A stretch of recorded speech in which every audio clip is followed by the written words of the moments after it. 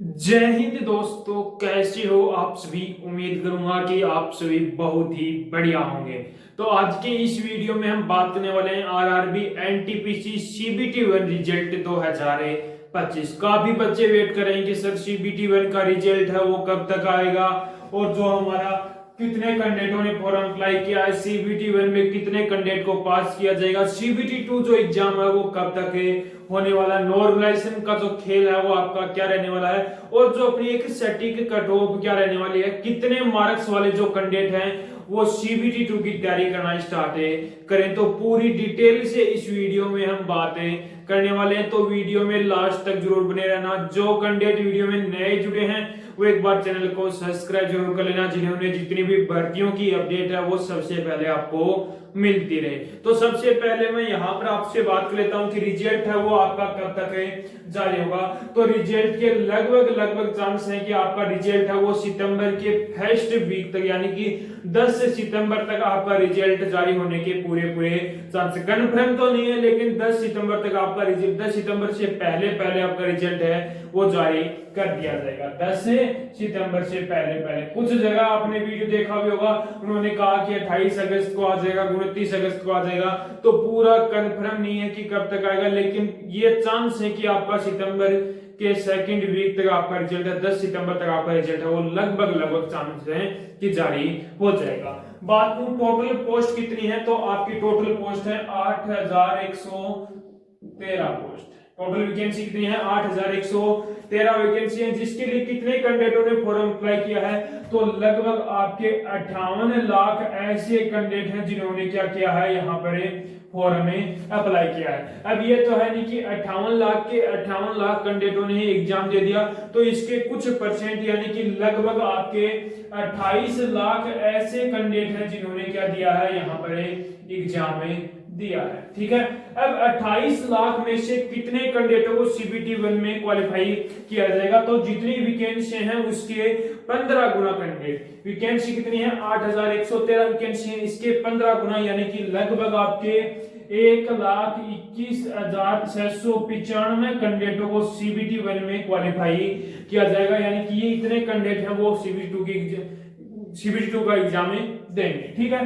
बात करूं एग्जाम का लेवल क्या रहा है, तो आपको पता है एग्जाम का लेवल किस पर डिपेंड करता है, कैंडिडेट पर डिपेंड करता है। जिस कैंडिडेट की अच्छी खासी तैयारी है उसको पेपर आसान लगा था, जिसकी तैयारी कम है उसको पेपर क्या लगा था, हार्ड लगा था। तो एग्जाम के लेवल की बात करूं तो एग्जाम का लेवल है वो आपका मॉडरेट टू आपका हार्ड रहा है। ठीक है, अब मैं बात करूं कि सीबीटी टू जो एग्जाम है वो आपका कब तक जारी होगा, तो सितंबर के अंदर आपका रिजल्ट जारी हो जाता है। तो ऐसे मान के चलो कि नवंबर लास्ट या दिसंबर, नवंबर लास्ट या दिसंबर के फर्स्ट 2025 के अंदर जो सीबीटी टू एग्जाम है वो आपका कंडक्ट करवाया जाएगा। तो काफी समय नहीं है आपके पास, बहुत ही कम समय है।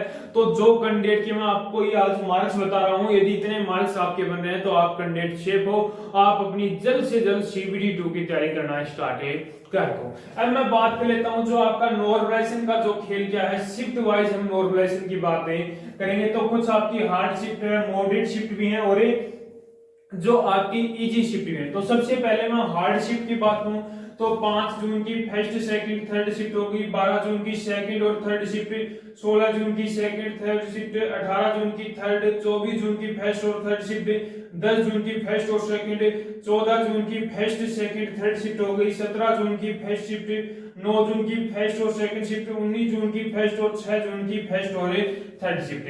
ये शिफ्ट क्या है, आपकी हार्ड शिफ्ट है। यदि इन शिफ्टों के अंदर जिस भी कैंडिडेट ने एग्जाम दिया है तो उस कैंडिडेट को ऐसे मान के चलो लगभग 13 मार्क्स से लेकर 18 मार्क्स तक का नॉर्मलाइजेशन में फायदा देखने को मिलने वाला। मिनिमम 13 मार्क्स और मैक्सिमम आपको 18 मार्क्स है, यदि इन शिफ्टों के अंदर जिस भी कैंडिडेट ने एग्जाम में दिया है। अब मैं बात कर लेता हूं जो आपकी मॉडरेट शिफ्ट कौन कौन सी है। तो मॉडरेट शिफ्ट के अंदर 14 जून की फर्स्ट और सेकंड शिफ्ट हो गई, 10 जून की थर्ड शिफ्ट, 9 जून की थर्ड, 21 जून की फर्स्ट, 17 जून की सेकंड और थर्ड शिफ्ट हो गई, 24 जून की सेकंड, 13 जून की सेकंड और थर्ड शिफ्ट, 19 जून की थर्ड, 16 जून की फर्स्ट, 12 जून की फर्स्ट, 20 जून की थर्ड और 6 जून की सेकंड। यदि इन शिफ्टों के अंदर जिस भी कैंडिडेट ने एग्जाम दिया है तो उस कैंडिडेट को बता दूं कि आपको मिनिमम 8 मार्क्स और मैक्सिमम आपको 12 मार्क्स तक का नॉर्मलाइजेशन में फायदा देखने को यहाँ पर मिलने वाला है इन शिफ्टों के अंदर। अब आप यहाँ पर देख लेना कि आपने कौन सी शिफ्ट के अंदर एग्जाम दिया थी। हार्ड शिफ्ट के अंदर एग्जाम दिया तो 13 से 18, मॉडरेट के अंदर दिया तो 8 से 12। अब इसके अलावा जो अपनी शिफ्टें बच गई, 21 जून की सेकंड और थर्ड शिफ्ट हो गई, 23 जून की फर्स्ट, 18 जून की फर्स्ट, 20 जून की सेकंड, 19 जून की सेकंड और 23 जून की फर्स्ट और थर्ड शिफ्ट। इन शिफ्टों के अंदर जिस भी कैंडिडेट ने एग्जाम दिया है तो उस कैंडिडेट को बता दूं कि इसके अंदर आपके मार्क्स हैं वो घटने वाले हैं। मिनिमम आपके 2 मार्क्स और मैक्सिमम आपके 3 से 4 मार्क्स यहाँ पर आपको घटने को देखने को मिलने वाले हैं इन शिफ्टों के अंदर। ठीक है, तो जो नॉर्मलाइजेशन का जो खेल था वो मैंने आपका क्लियर कर दिया है। CBT एग्जाम है वो आपका कब तक होगा, रिजल्ट है वो कब तक जारी होगा, ये चीजें मैंने आपकी क्लियर कर दी है। अब हम बात कर लेते हैं कि आपकी जो एक सटीक कट ऑफ है क्या रहने वाली है, डेंजर जोन कौन सी है और जो अपने सेफ जोन कौन सी है, उनकी कट ऑफ है क्या रहेगी, उस पर बातें करते हैं। तो सबसे पहले मैं यहां पर बात कर लेता हूं जो आपके डेंजर जोन कौन कौन से हैं। तो डेंजर जोन के अंदर आपका हो गया अजमेर हो गया, पटना हो गया, अहमदाबाद हो गया, गोरखपुर हो गया, भोपाल हो गया आपका, कोलकाता, प्रयागराज, मुजफ्फरपुर, सिलीगुड़ी, चंडीगढ़ और सिकंदराबाद। ये ऐसे जोन हैं जिनकी कट ऑफ थोड़ी सी आपको हाई देखने को मिलने वाली, इसलिए इनको डेंजर जोन के अंदर रखा गया है। तो सबसे पहले मैं यूआर कैंडिडेट की मैं बात करूं तो यूआर कैंडिडेट के अंदर जिस भी कैंडिडेट के 65 से लेकर 68 के बीच में मार्क्स हैं तो वो कैंडिडेट क्या है यहाँ पर सेफ है रहने वाला है। उसके बाद में ओबीसी कैंडिडेट की बात करूं तो ओबीसी के अंदर जिस भी कैंडिडेट के 63 से लेकर 65 के बीच में मार्क्स हैं तो आप भी कैंडिडेट क्या हो सेफ है रहने वाले हो। ठीक है, उसके बाद में ईडब्ल्यूएस कैटेगरी की बात करूं तो ईडब्ल्यूएस के अंदर जिस भी कैंडिडेट के 60 से 62 के बीच में मार्क्स हैं तो आप भी कैंडिडेट क्या हो यहाँ पर सेफ है रहने वाले हो। आप भी अपनी जल्द से जल्द CBT की तैयारी करना स्टार्ट कर दो। उसके बाद में एससी कैटेगरी की बात करूं तो एससी के अंदर जिस भी कैंडिडेट के 56 से लेकर 59 के बीच में मार्क्स हैं तो आप भी कैंडिडेट क्या हो सेफ है रहने वाले हो। एसटी कैटेगरी की बात करूं तो एसटी के अंदर जिस भी कैंडिडेट के 52 से लेकर 55 के बीच में मार्क्स हैं तो आप भी कैंडिडेट क्या हो सेफ है रहने वाले हो। एक्स सर्विसमैन की बात करूं तो एक्स सर्विसमैन के अंदर जिस भी कैंडिडेट के 40 प्लस मार्क्स हैं तो आप भी कैंडिडेट क्या हो सेफ है रहने वाले। यदि इन जोन के अंदर आपके इतने मार्क्स बन रहे हैं तो आप कैंडिडेट सेफ हो, आप अपनी जल्द से जल्द CBT 2 की तैयारी करना स्टार्ट कर दो। ठीक है, तो डेंजर जोन हो गए। अब हम बात लेते हैं जो अपने सेफ जोन कौन कौन से हैं। तो रांची हो गया, चेन्नई हो गया, बेंगलुरु हो गया, बिलासपुर हो गया, जम्मू हो गया अपना, गुवाहाटी, भुवनेश्वर, मुंबई, नालंदा और त्रिवेंद्रपुरम।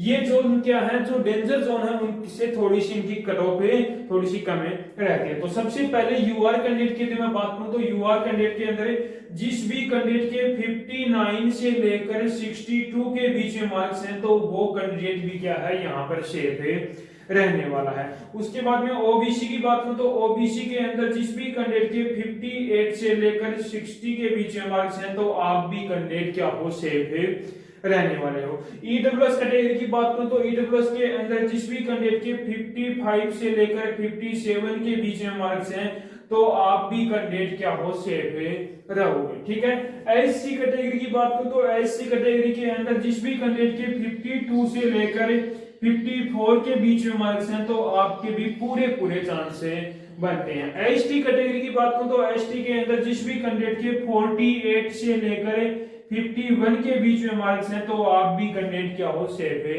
रहने वाले हो।